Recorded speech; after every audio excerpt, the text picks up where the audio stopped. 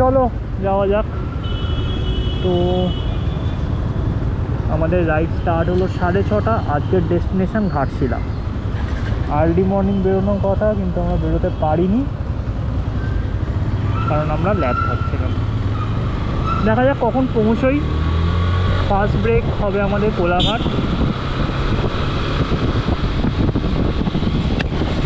আর ঘাটশিলা আমার যাওয়া কোনোদিনই হয়নি, ইভেন আমি কোনোদিন খড়গপুরের রাস্তাতেও যাইনি, তো এটা আমার ফার্স্ট টাইম।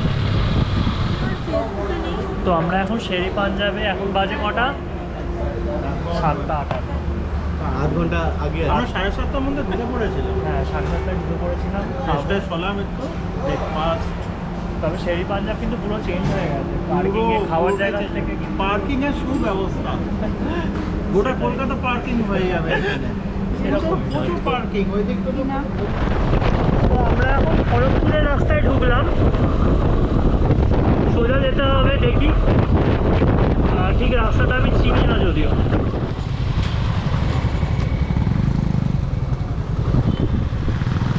এ আবার কি? এটা একটা টোল গেট, আমাদের নাকি এই দিক দিয়ে যেতে হচ্ছে।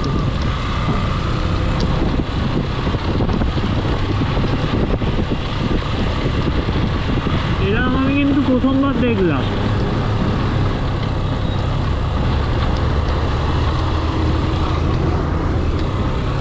পাটা মোড়।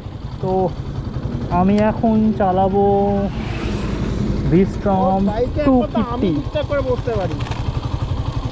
হ্যাঁ, ও ট্যাঙ্ক ব্যাগ অ্যাডজাস্ট হয়ে যাবে। সৌরভ আমারটা চালাচ্ছে, আমি চালাচ্ছি ভিস্ট্রম। চলো যাওয়া যাক।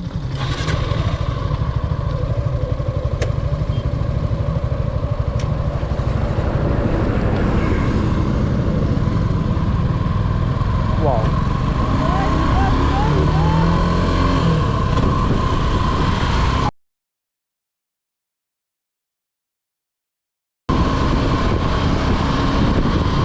ভালো লাগছে।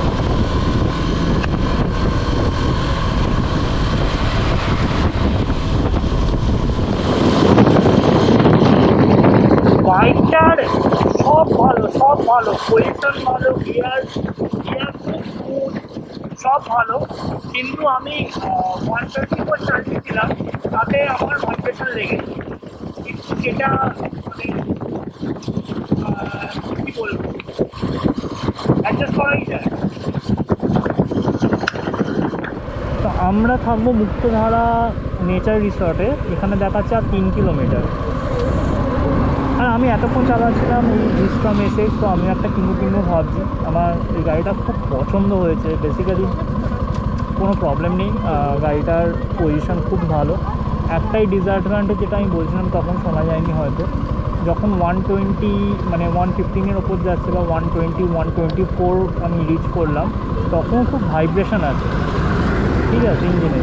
এবার সেটা হতে পারে নতুন ইঞ্জিন বলে। আর একটা 90 কি 100-এ আমার ফুটতে আর কি ভাইব্রেশন লাগছিল, তো সেটাও একটা। বাট সব দিক দিয়ে মানে দেখতে গেলে আর কি তো হয় না, মানে কিছু তো আমাদের কম্প্রোমাইজ করতে হবে কোনো না কোনো গাড়িকেই। আচ্ছা দাদা, সব গাড়ি পারফেক্ট হবে এরকম কোনো মানে নেই।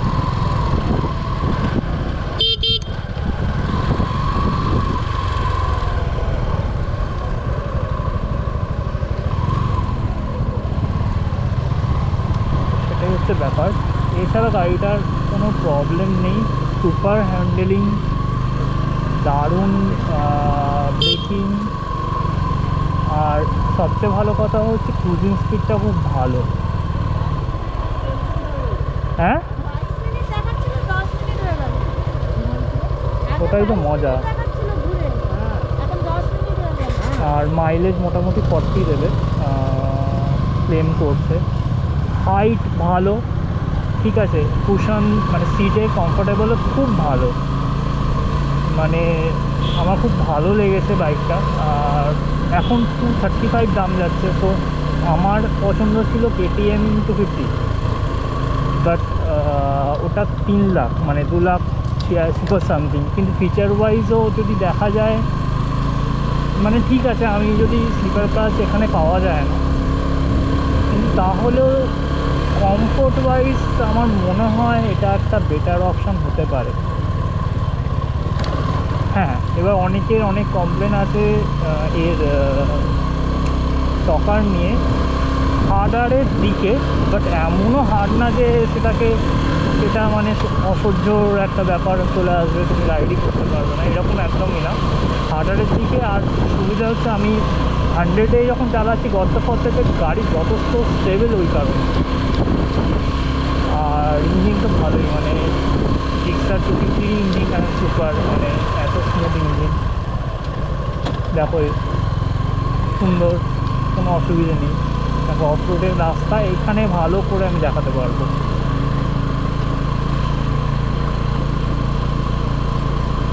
কোনো প্রবলেম হচ্ছে না কিন্তু।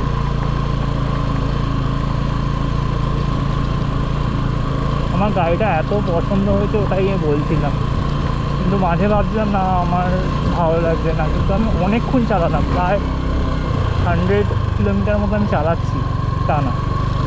আর সেকেন্ড হচ্ছে যেটা আরেকটা ভালো, যে একটা লিনিয়ার স্পিড আছে, মানে জুম করে পিক আপ নিয়ে নিল গাড়িটা, এরকমও নয়, খুব কন্ট্রোলে থাকছে গাড়িটা। তো চলো এই মুক্তধারাতে গিয়েই বাকি কথা হবে। এটা ছোটো করে একটা রিভিউ দিলাম আর কি, যেহেতু আমি চালাচ্ছি গাড়িটা। ভালোই হয়েছে, সৌরভ বেচারা ভাবছে। আমার সব কিছু গাড়িটা নিয়ে টেস্ট হয়ে গেল, মানে আমার টেস্ট ড্রাইভ নিতে লাগবে না। দেখো সবাই কিন্তু গর্ত বাঁচিয়ে মানে পাথর বাঁচিয়ে যাচ্ছে, আমি একদম মিডল দিয়ে যাচ্ছি, আমার কিন্তু কোনো প্রবলেম সেরকম হচ্ছে না।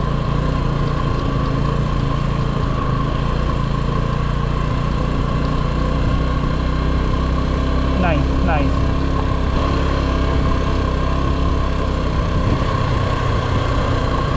আর হাইওয়েতেও আমি জানি না, সিটি রাইডে আমি চালিয়ে দেখবো, বাট সিটির জন্য তো একটা বাইক আছেই, তো লংয়ের জন্য আমার মনে হয় এটা আমার কাছে বেস্ট অপশান হতে পারে।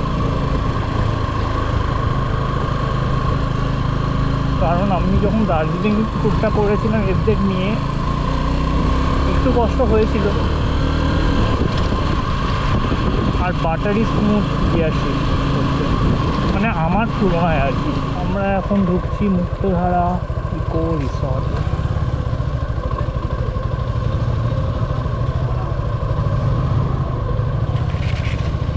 বাহ, দারুণ।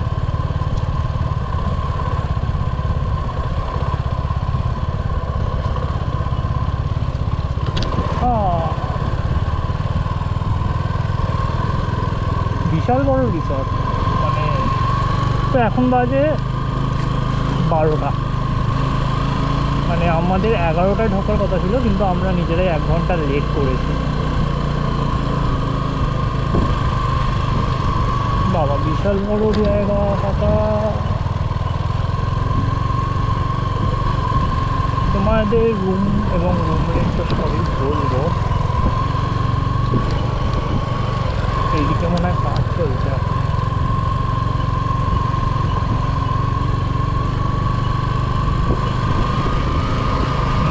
বিভিন্ন বিল্ডিংয়ের কাজ চলছে।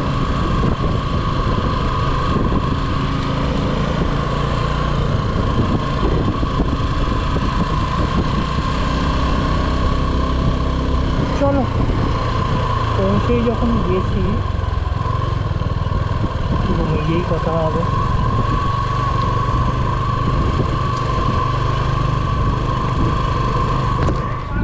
তো আমরা এখন ফ্রেশ হয়ে গেছি, বেরোবো এবার। আর আমাদের রুম ওইখানে, আর এই পুরো প্রপার্টিটা ঘুরে দেখাতে হবে, এত বড় না প্রপার্টিটা কি বলবো, আর এখানে খেলা হচ্ছে। আর এইদিকেও পুকুর আছে একটা, বিশাল এরিয়া জুড়ে এদের। তো যাব আমরা বুরুডি ড্যামে যাব, খাবো, দেন দেখা যাক। আর প্রচণ্ড গরম লাগছে,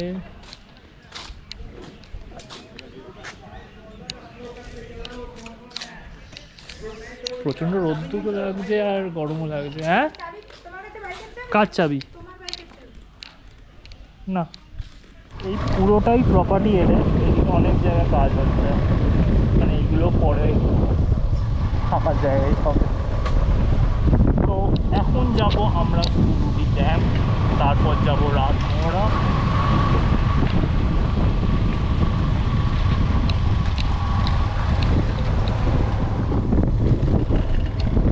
14 কিলোমিটার দেখাচ্ছে, আর আমরা ওখানেই লাঞ্চটা করবো। আমাদের এই রিসর্ট থেকেই বলে দেওয়া হয়েছে খাবো, তো প্রবলেম হবে না সেরকম।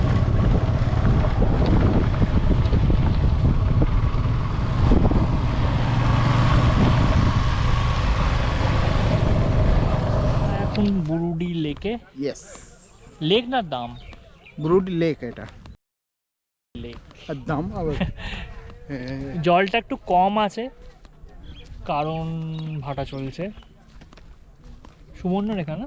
হ্যাঁ, নদী, নদীতে ভাটা চলছে, তাই জলটা একদমই কম আছে, তো ওই জন্য নিচেটা আসতে পেলাম, কিন্তু খুব পেলাম না, ভালো। পারলাম। এটা দিয়ে মুখটা একটু ধুলে কি বলে খুব ফ্রেশ লাগে। আমি এসে ধুয়েছিলাম, খুব ভালো লেগেছিল, কিন্তু এখন ধোয়ার মতন পরিস্থিতি নেই মনে হচ্ছে। না না না, নোংরা তো ওই দিকটা দিয়ে ধুতে পারে না, নোংরা তো নেই ভাই। ওইখানটা লোকজন জামা কাপড় কাচতে ধুতে পারিস, তাও কোথায়? ওই যে। তো এখানে আমরা ফটো সেশন করব, আর এখানে একটা ফলস আছে। আচ্ছা, বাইকগুলো যাচ্ছে, যেতে পারবো না? হ্যাঁ, ওই দিক দিয়েই তো যেতে বললো। হ্যাঁ, তো যাব আমরা ওখানে ফলস যাব, দেখব। বাহ, সুন্দর লাগছে ব্যাপারটা।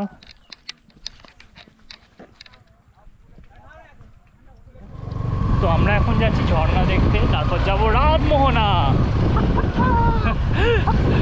আসতে ভাই,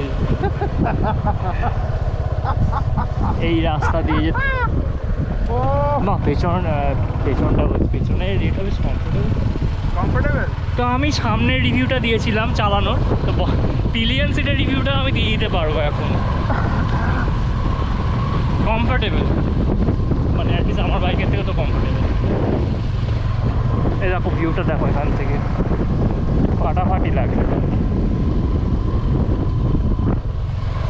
পড়ন্ত রোদের বেলা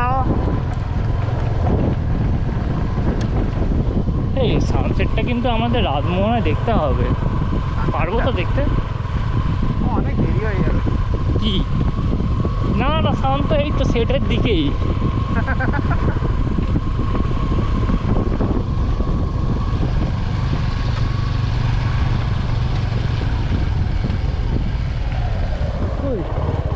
শুকিয়ে গেছে। ঝর্ণা কাহা है बे?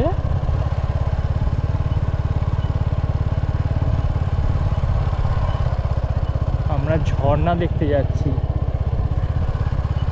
দেখে তো মনে হচ্ছে না ঝর্ণার জল আছে। তো আনফর্চুনেটলি আমরা ব্যাক করছি, ঝর্ণা দেখে আমরা টাইম ওয়েস্ট না করে হ্যাঁ। আমরা অন্য জায়গায়। কারণ একটু সন্ধ্যা হয়ে যাচ্ছে, আমাদের রাতমোহনাটা যেতেই হবে। তো আবার 10 মিনিট হাঁটা, রাস্তা প্রচণ্ড খারাপ, আমি দেখাচ্ছি। ঠিক আছে, আর পুরোটা বাইক যাবে না, আর ঝর্ণার জল নেই, তো সুতরাং শুকনো ঝর্ণা দেখে কী লাভ, সেই জন্য আমরা ব্যাক করছি যাতে রাতমোহনাটা আমরা যেতে পারি। চলো যাই। আর দেখো রাস্তার অবস্থা, আমাদের হোটেলের রাস্তা তাও ভালো ছিল। হ্যাঁ, প্লাস আমাদের আবার ফিরতে হবে, হ্যাঁ, তো মেবি অন্য টাইমে হয়তো ভালো লাগবে, কিন্তু এই সময় কিন্তু ঝর্ণার জলটা নেই। চলো যাই, এনএইচে পড়ি, তারপর দেখাচ্ছি।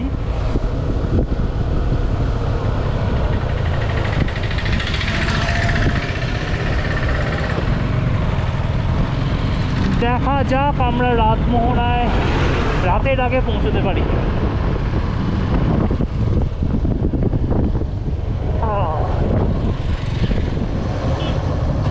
কি এখানে দাঁড়াবো? না, এখানে একটু দাঁড়াবো, দাঁড়িয়ে আমরা মন্দিরটার দিকে যাবো।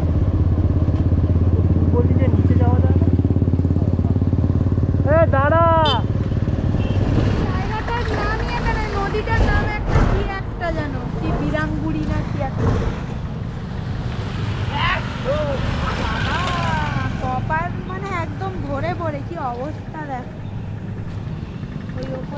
তো আমরা এখন রাতমোহনায়, তাই তো আমি এখনো জানি না রাতমোহনা নাকি বলে।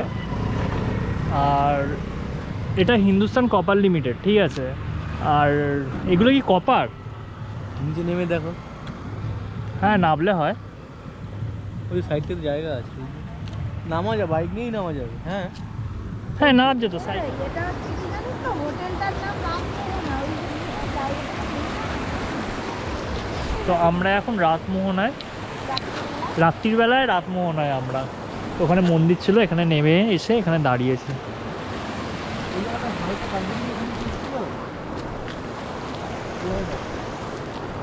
আমরা এরপর একটা রিটার্ন করবো, আর আর কিছু নেই আর কি। আমরা ব্যাক করবো হোটেলে, দেন একটু রেস্ট নেবো। সারা দিন ধরে আজকে আমরা মানে বাইক চালানো হয়েছে, তো প্রচণ্ড টায়ার্ড।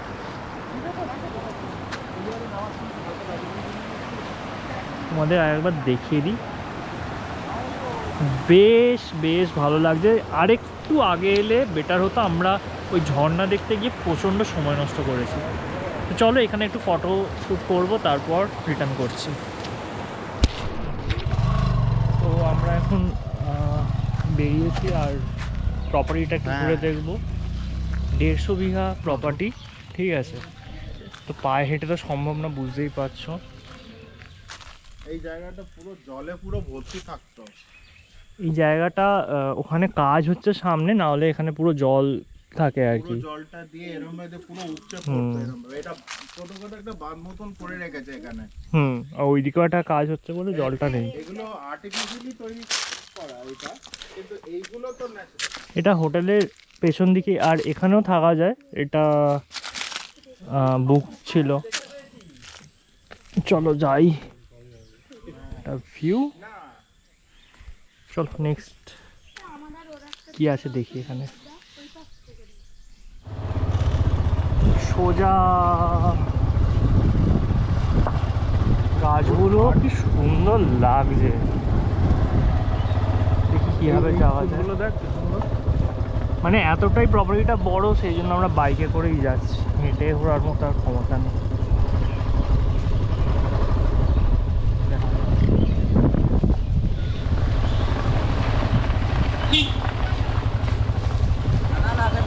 ওটা দিয়ে একটা রাস্তা যাচ্ছিল, তো ঢুকে পড়লাম। মানে যতবার যাচ্ছি তত নতুন নতুন জায়গায় এক্সপ্লোর করে হ্যাঁ। খুঁজে পাচ্ছি, আর প্রত্যেকটা জায়গায় খুব সুন্দর লাগছে। তো আমার ঘাটশিলা কালকে যা ঘুরেছি তার চেয়ে তো মনে হয় এই রিসর্টটা, সকালবেলা মর্নিং এই রিসর্টে মানে যে সৌন্দর্যটা আছে সেটাই মানে আমাদের এক্সপ্লোর করা হয়নি আর কি। এই ন্যাচারাল বিউটিটা দেখানোর জন্যই তো তোদেরকে আনা এখানে। আমি তো চাই সবাই যেন ভিজিট করবে এখানে। নিশ্চয়ই তোমরা এলে, তোমরা যদি সেপ্টেম্বরের দিকে আসলে ঠিক আছে। ঘাটশিলায় এলে বিভূতি বিহারে থাকার চেয়ে আমার মনে হয় বেটার এটা অপশন, কারণ ওটা একদম হাইওয়ের ধারে। হ্যাঁ ওই দিকের ভিউটা ভালো, বাট থেকে বেশি ভালো যেটা সেটা নিরিবিলি। নিরিবিলি, আর এখানে কোনো রেস্ট্রিকশনস নেই। মানে এখানে তুই ফ্রিলি ঘুরে বেড়াতে পারবি। তোমরা রাত্রিবেলা, আমরা কালকে ওয়াকে বেরিয়েছিলাম একদম রাত্রিরে, তো কোনো রেস্ট্রিকশন নেই, সিকিউরিটি আছে, সব দিক দিয়েই বেটার। আর কেউ বলবে এখানে যেও না, ওখানে যেও না, এখানে যাওয়া যাবে না, কেউ বলার সেরকম ভাবে কেউ কিছু নেই। বিরক্ত করবে না, নিজের মতন ঘোরো। চলো বাকিটা দেখি, ওই দিকটাও যাওয়ার আছে। এখানে একটু ছবি টবি তুলে ওইদিকে চলে যাবো। টাটা। এখন বাজে 12টা, আর আমরা এখন বেরোচ্ছি, মোটামুটি রেডি। ভিডিওটা ভালো লাগলে লাইক শেয়ার করো। আর যাওয়ার সময় আর কোনো ব্লগ করব না, সেম রুটেই ব্যাক করব। সো সেই জন্য আর কোনো ব্লগ করছি না। দেখা হবে নেক্সট ব্লগে। আর হ্যাঁ, যেটা ইনফরমেশান দিতে ভুলেই গেলাম, রুমটা আমাদের 3000 টাকা নিয়েছে, ডিসকাউন্ট নিয়ে 2700, 4 জন থাকতে পারে। আর ওই দিকেও কিছু রুম আছে, যেটা ঝর্ণার পাশে অনেকগুলো বিল্ডিং আছে। তো আমরা এখন বেরিয়ে যাচ্ছি, এটাই ইনফরমেশান দেওয়ার ছিল, আর কিছু নেই। চলো তোমাদের একবার, হ্যাঁ ও আচ্ছা আচ্ছা দেখাই, এই যে আমাদের রুম, এই যে রুমের অবস্থা। বিধ্বস্ত রেডি সবাই? একদম। নো স্যার বলছে। চলো নেক্সট ভিডিওতে দেখা হবে। হ্যাঁ টাটা।